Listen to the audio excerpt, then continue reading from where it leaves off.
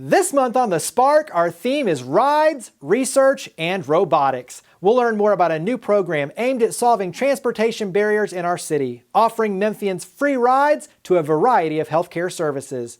A nonprofit dedicated to advancing the fight against cancer through patient resources, education, and community-based research, and a local company creating state-of-the-art robotics to improve logistics industry operations. We'll also share a special moment from our Spark Awards 2022. From our very beginnings in 1954, Lipscomb & Pitts Insurance has been built on the values of customer service, leading with integrity, and supporting our community. We believe in promoting the positives, encouraging engagement, and leading by example to power the good. Lipscomb & Pitts Insurance is honored to be a presenting sponsor of The Spark. Additional funding for The Spark is provided by United Way of the Mid-South, ECOP, the Memphis Zoo, My Town Movers, My Town Roofing, and by Meriton. Have you ever been excited by a new idea? Inspired by watching someone lead by example? When we talk about creating change, we start by sharing the stories of everyday heroes who are making a difference in their own way, so we can learn and do the same. I'm Jeremy Park, and this is The Spark. They have a new program aimed at solving transportation barriers in our city. We're here with the Chief of Staff for Innovate Memphis, Courtney McNeil, and let's start. Give us a little context around the nonprofit Innovate Memphis. Yes. Well, thank you for having me. It's always a pleasure. Innovate Memphis, we started out in 2011 as a part of Bloomberg's innovation team. So we were one of the 5 pioneer cities that were selected to work closely alongside city government to address these various civic issues and bring about sustainable civic and innovative changes according to the mayor's priorities. So that took place then. And after that cycle, grant cycle ended, we actually transformed into our own 501c3. People still want to see our work in the community. And so that's what happened. We're still here today. Let's go ahead and dive in. 901 Ride Choice, the program. Give us some background. Yeah, so we launched 901 Ride Choice back in 2019. And at that particular time, it was just serving as a free telephone number that connected, callers, residents to transportation information. There are so many transportation providers in the city of Memphis. So we have a large inventory of providers, but people aren't aware of them. And thanks to the city of Memphis and MATA, we were able to, create this program. And we connected callers to transportation options that best fit their needs. And over time, we seek additional funding and we reach a level to where we can get subsidized dollars, for rides. And so, we understand one of the biggest barriers to getting transportation, getting to point A and B is money. Our targeted demographic are those who can't afford a vehicle or, they rely on public transportation. So when we understand there's a need, we identified that and we had a solution. So we partnered with LISC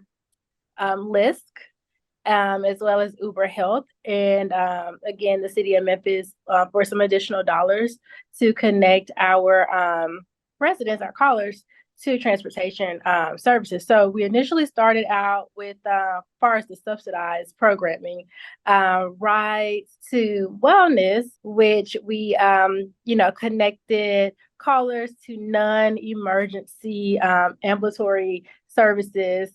So if you're wheelchair bound or need a stretcher or something of that sort, we can get you to where you need to go.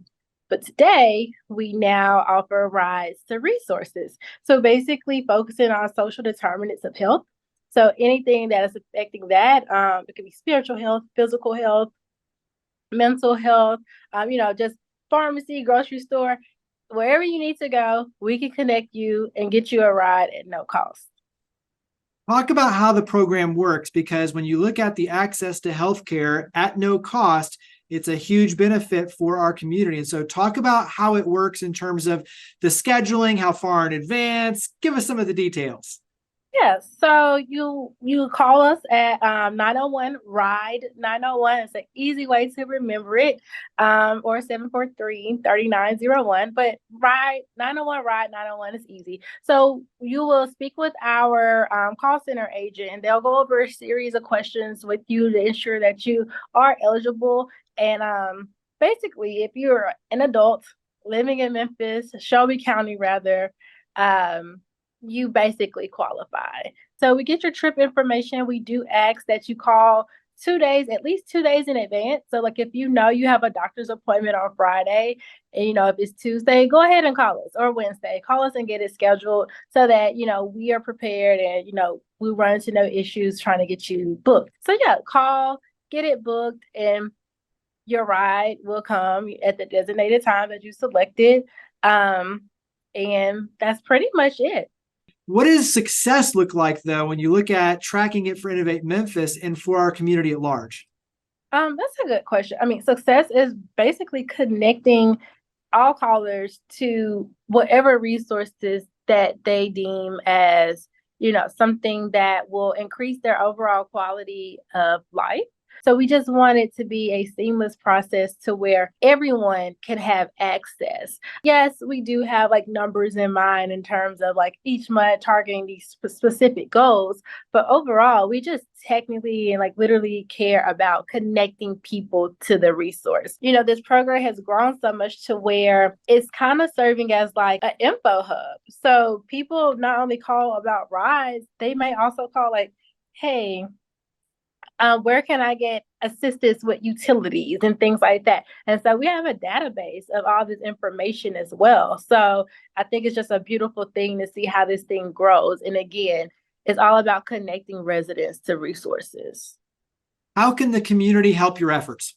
Continue to spread the word. This is a program that will actually end in December, unless we get a notification from LISC, our partners, and say, "Hey, let's extend this." If the public can just share this information, especially because it is really a need in our community, and we can do all the interviews and social media posts and outreach events that we want, but we're still missing we're still missing a few people. It's not getting to everyone. So if we can get this information out, that would be amazing. So where do we go to learn more, to make the connections? So mention the phone number, website. Where do we go? You can always give us a call at 901 RIDE 901. And I highly suggest when you do call that number, it's Monday through Friday between 9 a.m. and 3:30 p.m. We prefer that time frame. But yes, you can always call us during those hours and we'll be happy to assist you. You can also go online, whether it's Innovate Memphis's website or directly to 901ridechoice.com, and information can be there as well. Well, Courtney, thank you for all you and your amazing team do. Thank you for coming on the show. Thank you for having me.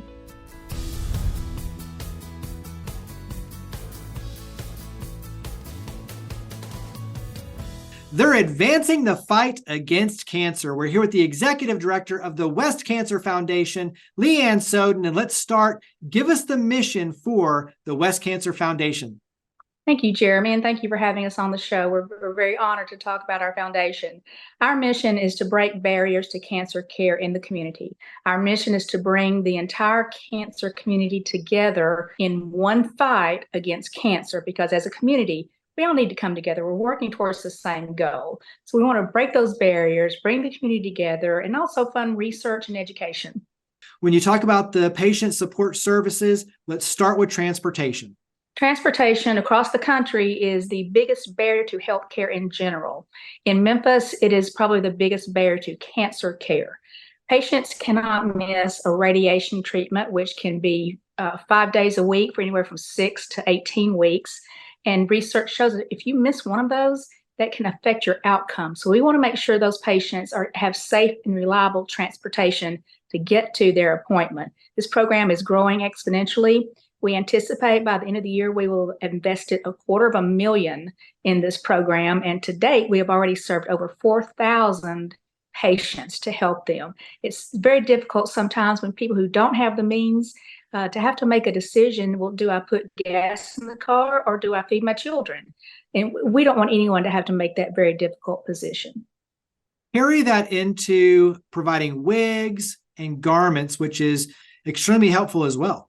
If you're a woman and you're going through any type of cancer treatment, not just breast cancer, losing your hair is an incredibly emotional thing for women. And I can certainly understand that. So we have a newly opened wig boutique in our new offices, and women can come in. It's a very warm and private area. Come in, bring a friend. They can try on as many wigs as they want, and we will give them a wig, whatever they want. We're going to help them with that because some wigs are really expensive. Our lymphedema and post-mastectomy programs. This is something that we're the only organization that provides this for any cancer patient in the community. Lymphedema is a very horrible side effect of a lot of chemoradiation and surgical procedures for cancer.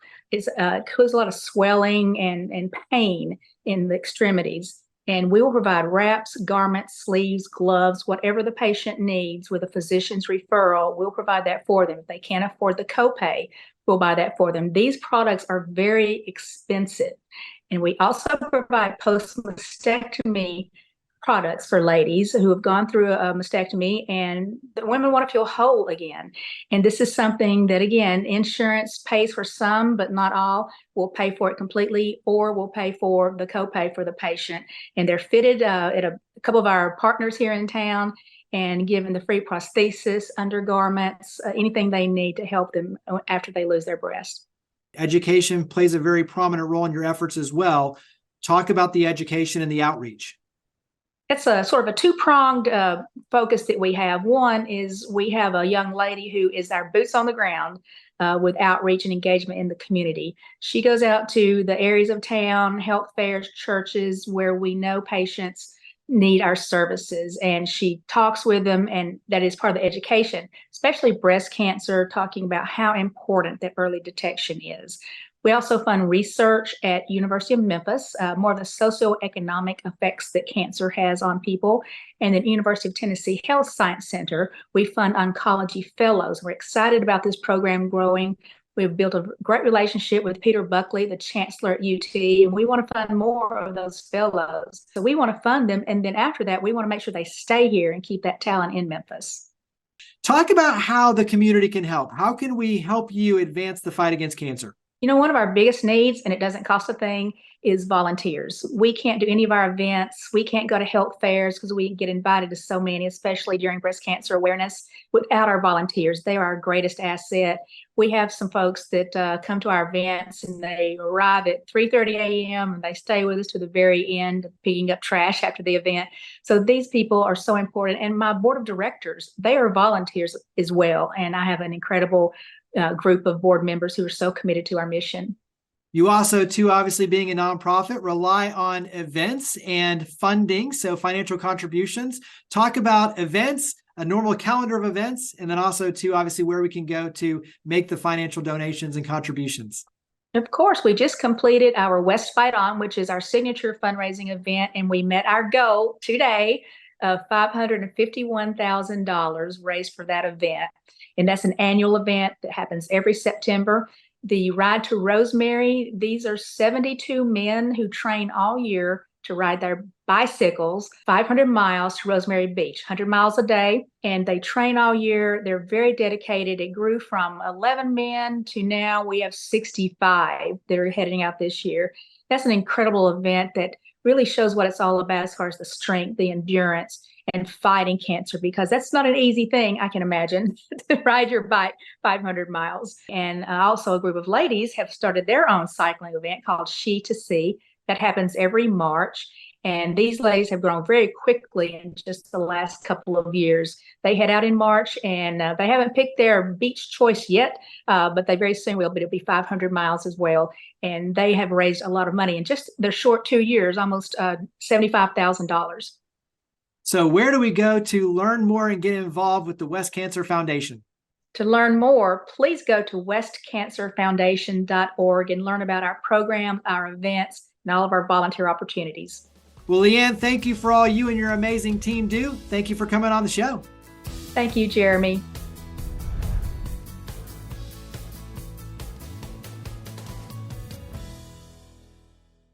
The Spark Awards annually recognize and celebrate individuals and organizations that have made outstanding contributions to the community. The 2022 Individual Youth Award went to Megan Yost.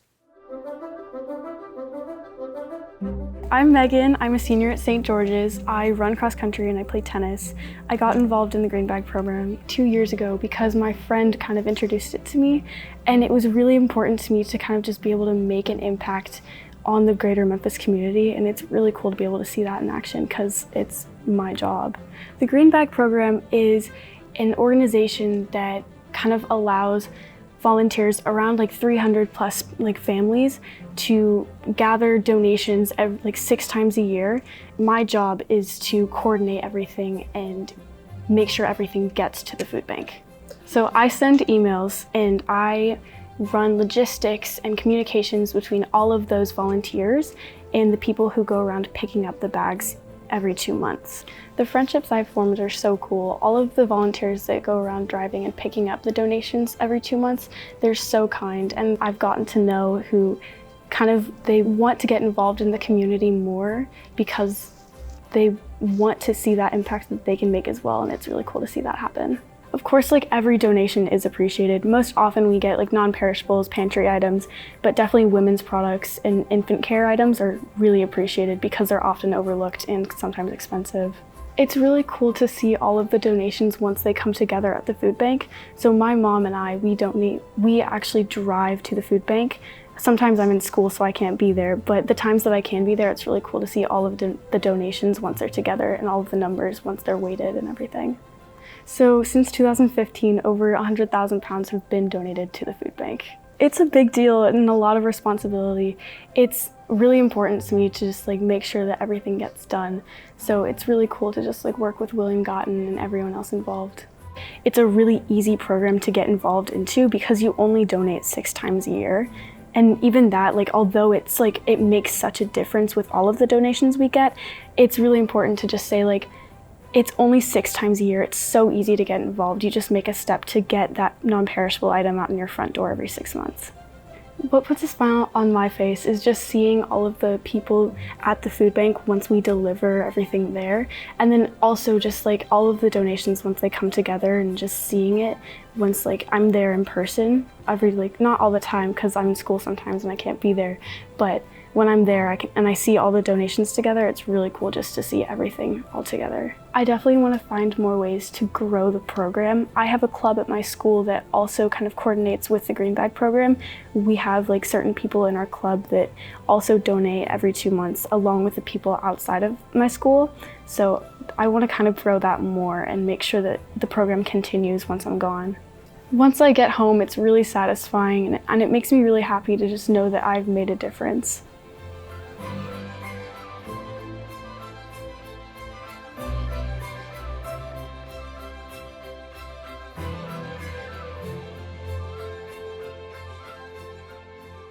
They're a local company using state-of-the-art robotics to transform the logistics industry operations. We're here with the CEO and co-founder of Dexterous Robotics, Evan Drumright. And let's start out, give us a little bit of history for launching Dexterous Robotics. Thanks, Jeremy. Thanks for having me on. We started Dexterous in 2019. Myself and my co-founder, Sam Zapolsky, both alums from Toyota Research Institute. We were focused on building a robotic platform that could eliminate a lot of the heavy manual labor that people undergo in the logistics industry. When you talk about DX1, let's go ahead and unveil DX1. And so give us an idea, because it's like really cool chopstick-like environment that allows for mobility. So go ahead and dive in. Okay. Well, DX1 was born around the concept of being able to take a couple of chopsticks, which we know can pick up all different sizes, shapes, and materials of things, and scaling that up to the size of a robot. So that is really what it has been designed to do. It hasn't been designed to be general purpose like a humanoid robot or to have hands like a human. it has been designed to be able to pick. That means go in and actually get the chopsticks around something, essentially anything that can be shipped within a semi-trailer or shipping container. And so talk about how this is used in terms of unloading large, small, everything in between, but unloading large items, big boxes, and how that really is saving backs. I mean, physically saving backs and making things so much more operationally efficient. Yeah, so you run into a big problem in the logistics industry, which is almost everything nowadays comes through on a truck. And people have to get those items out of a truck. Most of the time, they don't come loaded onto pallets where you can use a forklift. You've actually physically got to go into a truck and remove those items one by one. And sometimes those items are light, but oftentimes they're heavy. Some of the weights can range up to 70 pounds or even more, depending on whether or not one or two people is supposed to carry that object. And when you're in this role, you're reaching down, you're lifting way up, you are having to twist around. It's highly likely that you're going to be injured. There's not much of a career path for you doing this. Nobody says, how many years have you been throwing boxes? And so this is the problem that we're solving is one of human drudgery and injury, and at the same time, being able to make it faster as well. Talk about being a Memphis company, so here in the Mid-South based, but yet obviously you have the ability to work with companies all over the world with this, and you do have a partnership already with one local company to already put this in motion. So talk about being Mid-South based, talk about working with other companies. Okay, well, the Mid-South is obviously the logistics heart of the U.S. You can find so many customers here, which is really great because one of the things that we've looked for in selecting pilot customers is being able to find people that are close to us and that have an interesting package mix. And the Armstrong Company, who is our local customer they're also our first customer, is exactly such a company. They are sending interesting mix of packages in every single truck that comes along. It allows us to prove that our system is able to manipulate things that competing systems can't move. And we look forward to being able to work with more local Memphis companies and solve their needs as well. For you personally, what does it mean to be able to launch this in Memphis in the Mid-South, to be able to have an impact locally? What does it mean to have a hometown impact with this? It means everything. We could have started this deep tech company in Silicon Valley. That was, I think, what a number of people expect us to do. And I think we were very progressive in seeing that Silicon Valley was not as great of a place to raise a family, to build a business. And since we have started Dextrous, we have seen other companies follow suit, moving out of the Bay Area. And it's super gratifying to be able to bring it here and take advantage of the thing that Memphis is best at, which is, in my mind, logistics. What has your attention when you look at the technology that you use for DX1 and obviously for Dextrous Robotics? What has you excited for the future for where AI and all of these technologies will continue to carry and go forward that will allow you to do even more? Ooh, that's a tough one. So I don't want to get too deep into the weeds here, but people talk about artificial general intelligence, the ability for a machine to have some of the common sense that people have. That would certainly make our jobs a lot easier. We do a lot of robot programming. So that would be a pretty big sea change, but we're seeing advancements in every single area of technology related to our robots on a daily basis. It's frankly, it's an amazing time to be alive and to watch all of this rapid progress.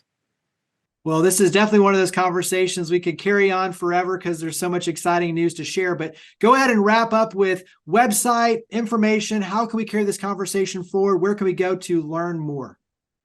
Our website is our best place to learn more, www.dextrousrobotics.com. We also have a LinkedIn page, and just be expecting to hear a lot more from us in the short time to come. Well, Evan, thank you for all you and your amazing team do. Thank you for coming on the show. Thanks, Jeremy. I appreciate it.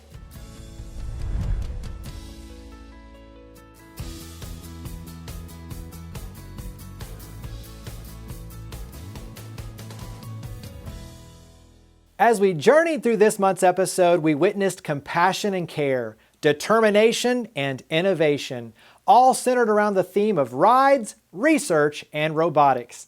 Here in our city, transportation can be a challenge for many trying to access needed programs and services. So aiming to reduce those transportation barriers, Innovate Memphis designed, launched, and is now administering the 901 Ride Choice program, which offers Memphians free rides to a variety of resources and healthcare services, including behavioral health appointments, case management sessions, and food. Removing barriers to cancer care is part of the mission for the West Cancer Foundation, which is dedicated to the fight against cancer by providing patients with resources to improve treatment and recovery, including rides to treatment and access to wigs and garments, along with providing early detection and education to reduce critical cancer outcomes and community-based research to improve health inequities.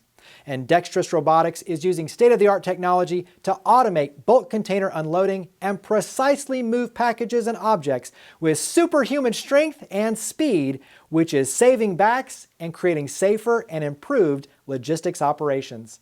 So we hope you enjoyed this passport to the future of technology with a blend of compassion and care, so you know more and can be a spark to get involved in our city. To learn more about each of the guests, to watch past episodes, and to share your stories of others leading by example, visit WKNO.org and click on the link for the Spark.